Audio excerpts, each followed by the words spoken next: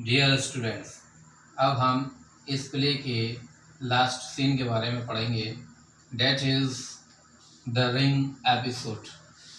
Actually इस ring episode की शुरुआत कैस्केड सीन के अंत में होती है, जब बेसेनियो अपने मित्र एंटोनियो की मदद के लिए बेलमोंट से वेनिस आने के लिए तैयार होता है। तब पोर्शिया उसको एक रिंग देती है और कहती है कि वह उस रिंग को हमेशा अपने पास रखेगा, कभी नहीं खोएगा। बेसेनियो भी प्रॉमिस करता है कि वह सदा उस रिंग को अपने पास रखेगा। ठीक इसी तरीके से नेरेसा भी एक रिंग ग्रेशेनियो को देती है और उससे भी प्रॉमिस लेती है। अब ट्रायल सीन के एंड में लॉयर्स डिमांड। जब ट्रायल सीन में पोर्शिया वकील के रूप में एंटोनियो की लाइफ बचाने में सफल हो जाती है, तब एंटोनियो और बेसेनियो पोर्शिया को कुछ धन उपहार स्वरूप भेंट करते हैं, लेकिन पोर्शिया उस धन को लेने से इनकार कर देती है और उसके बदले में वह एंटोनियो से उसका ग्लव्स और बेसेनियो से उसकी रिंग मांगती है। बेसेनियो चौंक जाता है। बेसेनियो की अंगूठी, ये वह अंगूठी है जो उसकी विवाह की अंगूठी है और इसको ना खोने की या अपने से ना अलग करने की उसने प्रतिज्ञा भी की हुई है, इसलिए वो अंगूठी देने से मना कर देता है।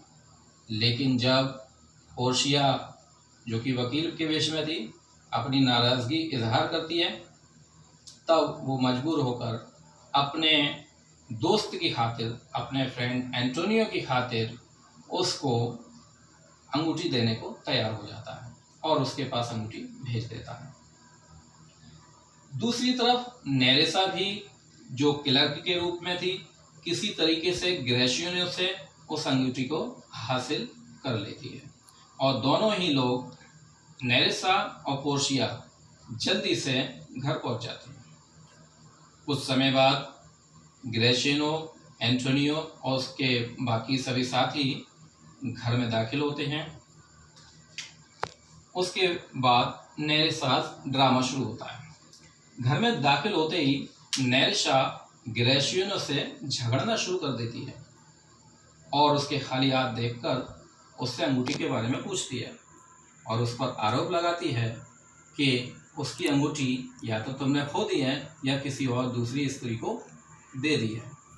ग्रेशिनो उसको समझाता है कि उसकी अंगूठी उसने वकील के क्लर्क को दी है, लेकिन वो उस पर विश्वास नहीं करती है।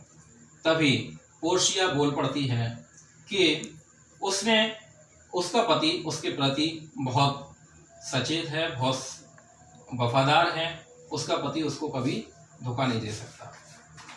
अपने प्रति पोर्शिया का विश्वास देखकर बेसेनियो उससे क्षमा मांगने लगता है और उसको बताता है कि बेसेनियो ने भी, यानी उसने भी उसकी अंगूठी वकील को दे दी जिसने एंटोनियो की जान बचाई थी।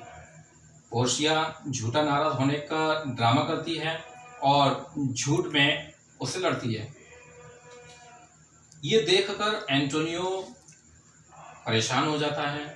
वो बेसेनियो की तरफ से पोर्शिया से माफ़ी मांगता है।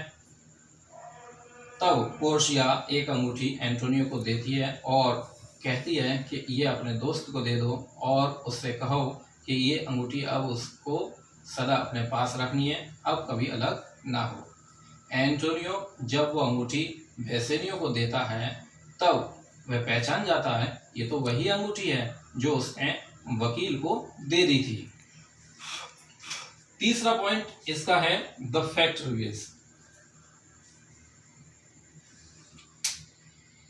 इसमें जब दोनों असमंजस की स्थिति में होते हैं, दोनों ये पता नहीं कर पाते हैं कि आखिर ये अंगूठी वापस कैसे आई, तो पोर्शिया स्वयं बोलती है कि जो ट्रायल सीन में या जो कोर्ट में वकील के रूप में थी, वो कोई और नहीं बल्कि पोर्शिया स्वयं थी और जो वकील का क्लर्क था वो कोई और नहीं बल्कि नेरेसा थी।